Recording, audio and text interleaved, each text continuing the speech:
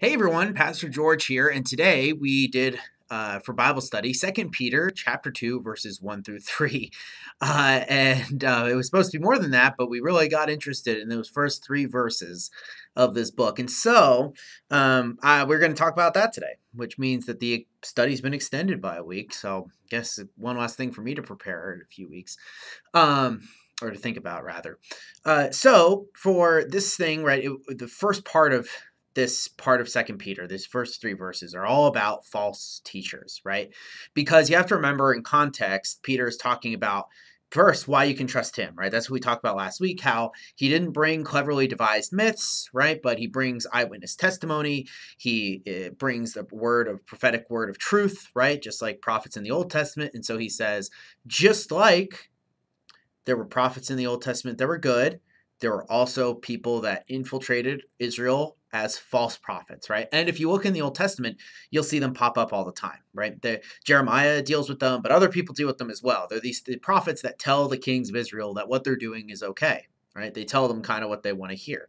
And you'll notice that that's kind of a pattern uh, in this section as well, right? Because just like there are going to be false prophets in Israel, so too there are going to be false teachers that come up and begin teaching there. And we looked at some of the groups that, like we've mentioned before, so like Jehovah's Witnesses or Mormons or prosperity gospel type people, right? Those are heretical movements. But we also have other things in church history. And so we looked briefly at the Book of Confessions and showed that placing out or sanctioning off these groups of people, right, and saying this is a teaching that is incorrect and doesn't belong in part of the church, right, is a belong part of church history, right, and sometimes it's had really bad consequences, right, in terms of like religious conflict and stuff. But a lot of the time, most of the time, the church universally agrees that this thing is bad, and then they jettison it. Right.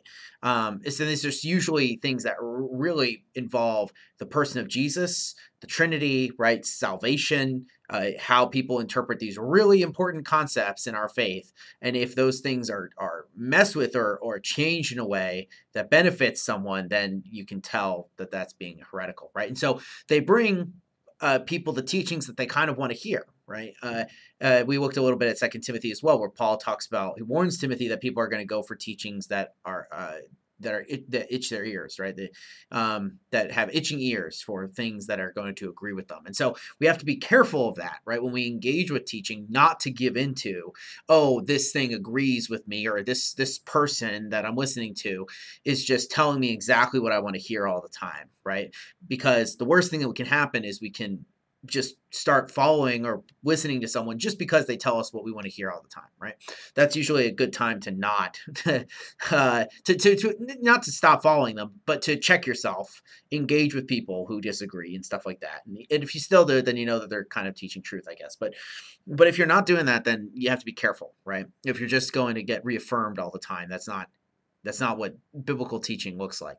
So warns about them, right? And they do it for greed, they do it for sensuality, right? And it's really challenging when it comes to that area, right? Because that's the things that these people always try and do, right? So we talked about how it would look like and what our response to that should be as Christians, right? And basically what we talked about was that we should engage these things, right? We don't let them just happen, right? We engage with them. We try and cut them off or cut them down. I'm not talking about like literally to doing these things to people, right? But cutting off these teachings when we can, right? So if it's bad, you confront it.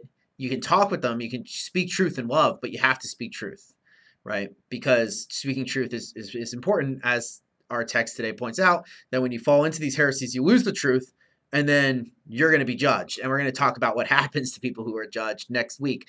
But yeah, that's what Peter's getting at here. So just be on the lookout, check yourself, stick to the word, and you'll be good.